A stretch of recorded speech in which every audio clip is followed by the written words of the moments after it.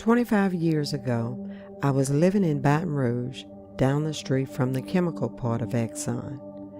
I was coming back to check on the house after yet another explosion. Walking from the car to the front door, my daughter was uncovered. She was about 6 or 7 months old, so her skin was fragile. After an hour, she had spots all over her body. My husband and I took her to the hospital, and I explained to the doctor where we lived and what had happened. He told me, well, we can't treat her because we don't want to put Exxon in the paperwork. He said he didn't want to be involved in a lawsuit. I said, I don't care, just treat her. They took blood, they tested her, but they couldn't find out what was wrong. Exxon blows all the time, especially on weekends.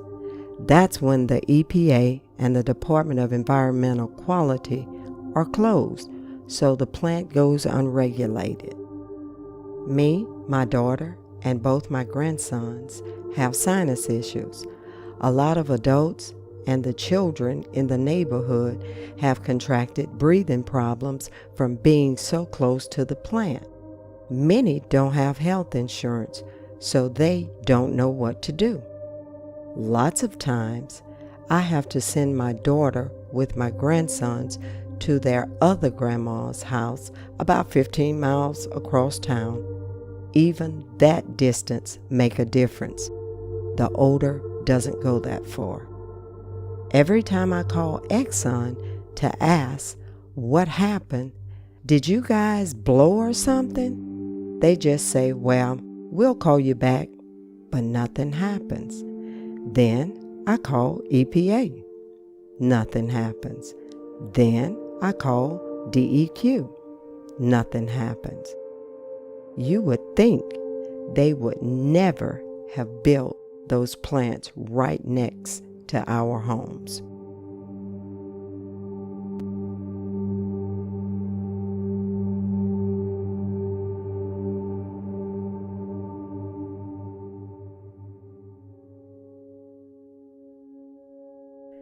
It was in December at about 4 in the morning.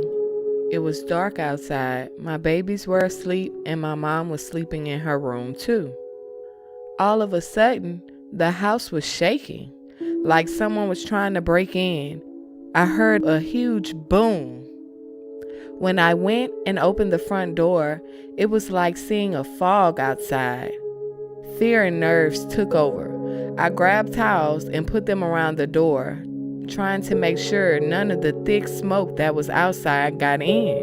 When you don't know what could be in the air, it actually makes you scared for your family more than ever. They reported that there was an explosion at one of the plants on the news. They had to put this one on because so many people heard it. But when I called the local EPA to see what was released in the air, they told us, we're not open anymore. Trump shut us down. No matter who you call, they're not going to tell you what they're really burning. My fiance even works at the plant, and he said he couldn't find out what they were doing either. Sometimes my son goes out to play and comes back in and says, Mama, what's that smell? I can only imagine how his little nose burns when he inhales because it's painful even for me. The worst part of it all is having to tell him, you can't go outside, it's gonna make you sick. The constant thought of my family's health keeps me wondering, when will they care? I'm tired of living in fear. Somebody, please, care.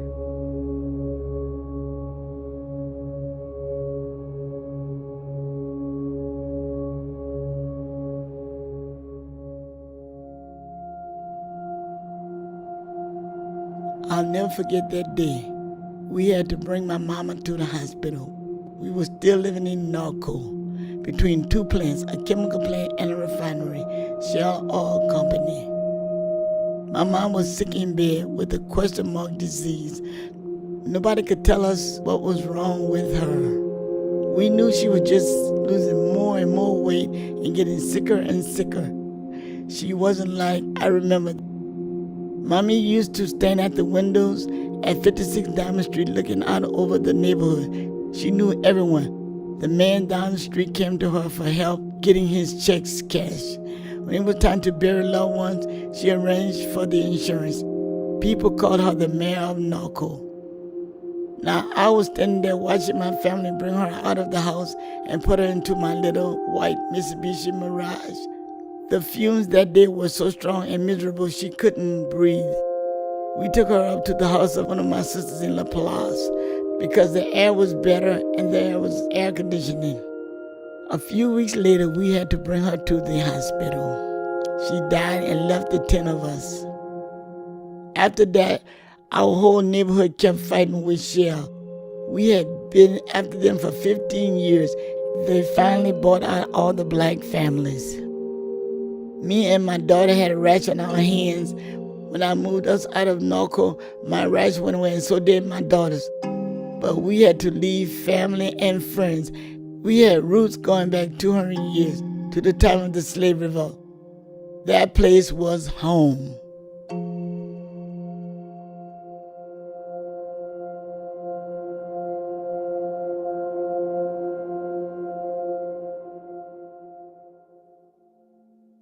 Growing up, I was told just keep quiet. So I kept it inside, what was done to me. I grew angry and bitter because people who were supposed to protect me didn't. So I learned to protect myself.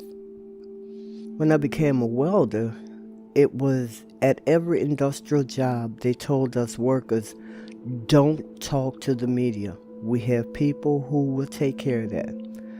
They were afraid we would tell the truth. We always knew when OSHA was visiting because they clean up all the hazards. Other days, you walk on wires and sparks will fly off your steel-toe boots. You worked at your own risk. Daily, a smell would come over the shipyard. They would sink the dock with raw sewage right into the Mississippi River. And I thought, that's where we drink our water from. We were told what goes on here stays here. But we all know that wasn't true. People in my community were diagnosed with lung cancer, throat cancer, renal failure. At 55, my mama looked like she was 3 years pregnant. Her death certificate said arteriosclerotic heart failure. What did we have in common? We worked, lived, went to school near chemical plants. My grandmother was born and raised on a plantation. That land's covered with these plants and oil refineries.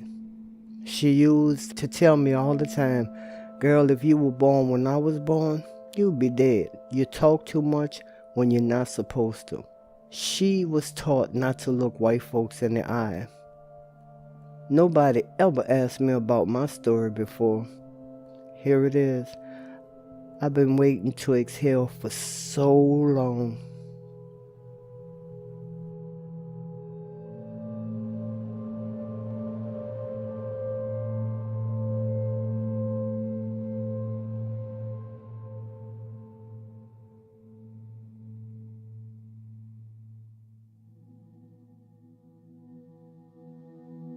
One night, my 3-year-old daughter asked me, Mommy, why does it smell so bad?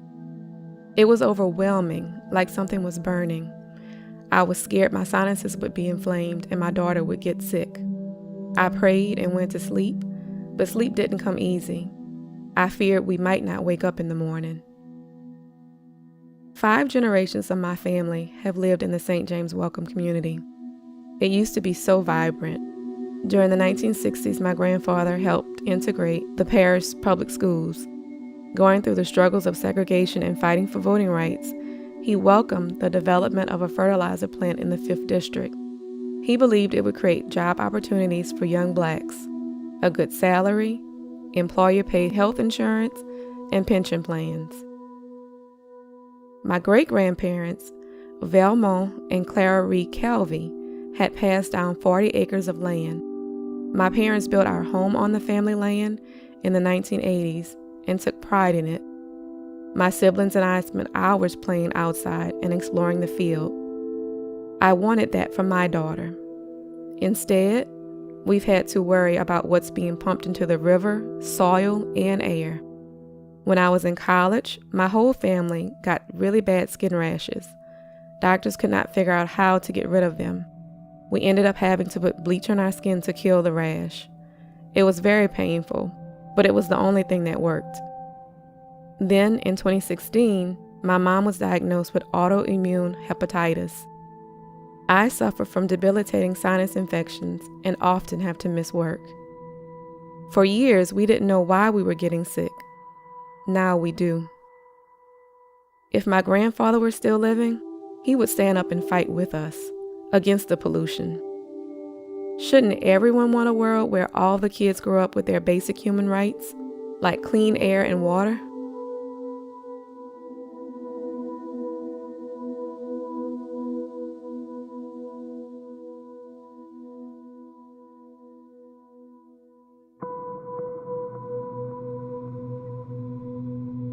My husband Walter told me about the meeting. We went together. There were about 50 people from across the parish who gathered at the Chapatulas Chapel. You could feel that everyone was anxious. The information we got about the plant was mind-boggling. In the wintertime, when the trees are dead, you can see the plant from our front door. The meeting was in August of 2016 after the EPA and the Department of Environmental Quality told us that the cancer risk in St. John Parish is the highest in the country.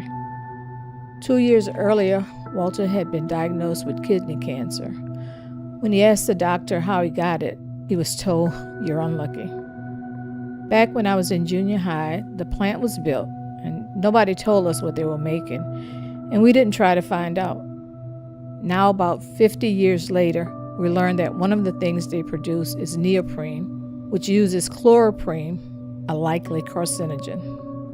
And even though there's really no safe level of exposure, the emissions reading in our area are sometimes more than 100 times the so-called suggested limit. We started talking to our community and getting word out. We made lists of people in the neighborhood. There were so many who had cancer, had died of cancer, or were still suffering. It was unbelievable. How could so many people be unlucky? We were told we were fearmongers. Well, wouldn't you be fearful if you lived here? The company says you can't prove that cancer is because of us. We say, you can't prove it's not. Most of the parish officials turn a blind eye to our concerns. I know there are tax dollars at stake. They're always accusing us of trying to shut down the plant. But we just want monitoring and health studies. We're just trying to get the emissions to a level that's safe. My husband Walter passed in June, and I'm going to continue to fight.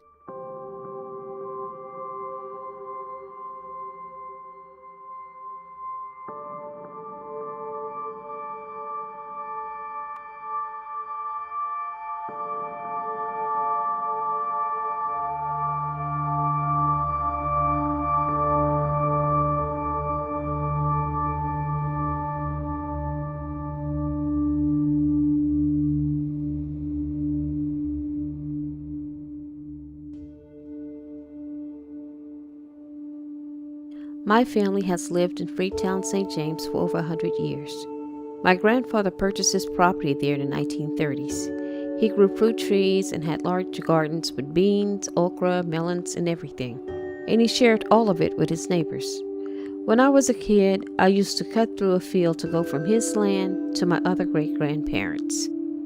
Growing up in the 60s, first we had segregation, then desegregation. The civil rights movement changed laws, but not people. I took an English class with a professor who was prejudiced. Even though my papers and compositions were grammatically correct, she told me I was not comprehending what I was reading. I left college and joined the Navy. After 14 years, I returned home to chemical plants moving in. We all heard this is wonderful economic opportunity. There will be jobs. But I only noticed the awful smells. The first year I was back, I was able to grow a garden myself. Fruits and vegetables came right up. My mom had to teach me how to prune and trim. In 2008, after working out of state, I returned home again. I noticed the pecan trees weren't producing like they used to. The wildflowers were gone, along with the hummingbirds and the fireflies. Last year in 2017, the skin on my face was peeled off twice from being in the rain. I looked like I had a blotchy sunburn. I've been diagnosed with breast cancer, and I have had thyroid surgery. What used to be the high school is now a methanol plant. What used to be the post office will be an oil testing lab. What used to be a sugarcane fields will be a plastics plant. There's benzene and oil in the water. There's ammonia in the air. I can't grow a garden anymore. When we question industry and the government about the destruction of our community, people still try to tell us we're not comprehending. I don't listen to them. Believe what you're seeing, feeling, and touching for yourself.